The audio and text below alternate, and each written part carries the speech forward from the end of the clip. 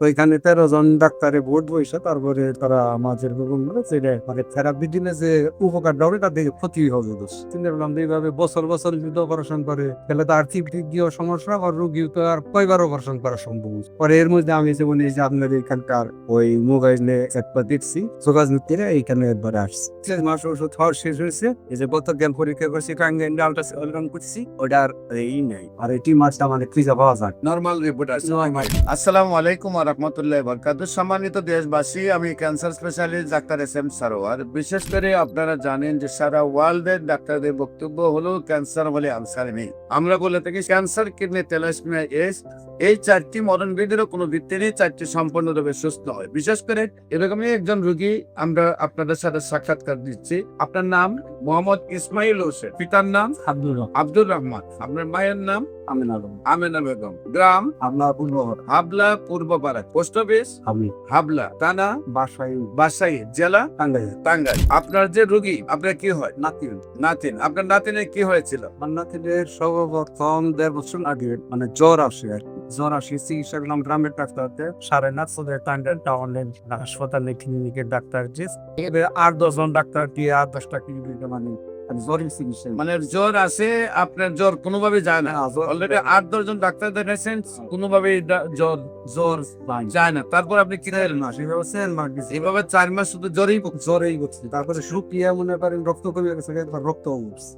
তারপর রক্ত কমে গেছে, রক্ত পড়ছে। হ্যাঁ, ডাক্তারে বলেছে রক্ত বলছে ছেলে আর জ্বরেই রক্ত বলছে, তাও আবার জ্বর থামে, তাও জ্বর থামে। পরে এক ডাক্তারে যেমন ওই ঢাকা শিশু হাসপাতালে আচ্ছা আচ্ছা। এবার থেকে সুবার ওইখানে নিয়ে গেছি, ওইখানে ডাক্তারি দিয়ে গিয়া আগে সব বিভুট টুবুট দিয়ে গিয়া তারপর আলট্রাসোনোগ্রামে দিছো না কই কেটে তখন আলট্রাসোনোগ্রাম টিউমার পরে ওইটা ওই শিশু হাসপাতালে অপারেশন করছি। অপারেশন করার পরে অপারেশন করে সবটুকু ডেড করা হচ্ছিল না, এটা নারী ঢুকে আসে এনেছে ফের করে আসছি 1 বছর পরে আবার মানে ওইটা আগের মতো আবার জ্বর মানে জ্বর আসা থামে না। তারপর শিশু হসপিটালে আসছে, সেখানে টিউমার ধরা পড়ার পরে আপনারা অপারেশন করে, অপারেশন করার পরে জ্বর থামছে, সুস্থ হয়েছে, কিন্তু পুরা টিউমারটা বার করতে পারেন।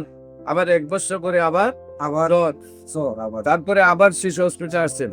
আচ্ছা, আসার পরে আবার ওইখানে ওই আলট্রাসোনোগ্রাম করছে মানে আবার বাড়তেছে, আবার দেখা যায় টিউমারটা আছে। তারপর তারা কি সিদ্ধান্ত দিল? যে এটা থেরাপি দিতে হবে, ওই আপনি মহাখালী ক্যান্সার হাসপাতালে যে আপনার এটা এই মুহূর্তে চিকিৎসা সম্ভব না, আমরা থেরাপি দিয়ে মহাখালী ক্যান্সার হসপিটালে চলে যান। তারপর সেখানে গেছেন, ওইখানে গেছি, মানে ওইখানে পাঠাইছি ওইটা কিভাবে দিতে হবে, কত মাত্রায় দিতে হবে এটা মানে লিখিত আনা হবে। আচ্ছা আচ্ছা। ওইখানে 13 জন ডাক্তারে ভোট বইসা তারপরে তারা আমাদের যে মানে থেরাপি দিলে যে উপকারটা হবে তার দিকে ক্ষতি হবে দোষ।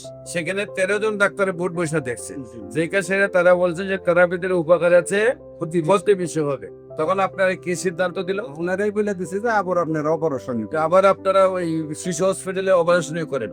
হ্যাঁ, এটা বলে দিছে। পরে আমরা চিন্তা করলাম, ব্যক্তি গেছি, ব্যক্তিরা চিন্তা করলাম যে এইভাবে বছর বছর যদি অপারেশন করে তাহলে তো আর্থিক দিক দিয়েও সমস্যা আর রোগীও তো আর কয়বার অপারেশন করা সম্ভব।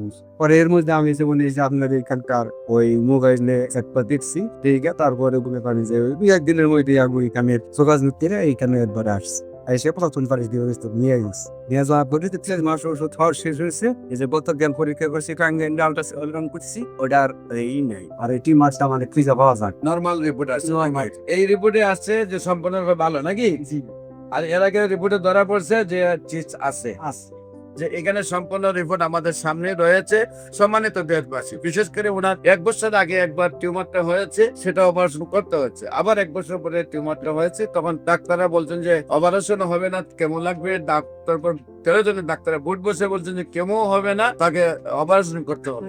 তারপর ওনারা আমার কাছে আসছেন, আল্লাহর রহমতে 4 মাস চিকিৎসা হয়েছে, 3 মাস হয়েছে। এখন রিপোর্টে আসছে সম্পূর্ণরূপে ভালো। আল্লাহর শেষ মধ্যে এই সকল কেস সহ মাথার চুল থেকে পায়ের নখ পর্যন্ত যে কোনো রোগী হোক না কেন, হোমিওপ্যাথিকে অপারেশন ছাড়া, কেমোথেরাপি, রেডিওথেরাপি ছাড়া, ওষুধের দ্বারা সম্পূর্ণরূপে সুস্থ হয়। পাশাপাশি যে কোনো প্রয়োজনে স্ক্রিনে দেওয়া নম্বরে যোগাযোগ করার জন্য আহ্বান জানিয়ে শেষ করছি। সবাইকে ধন্যবাদ। আসসালামু আলাইকুম ওয়া রাহমাতুল্লাহি।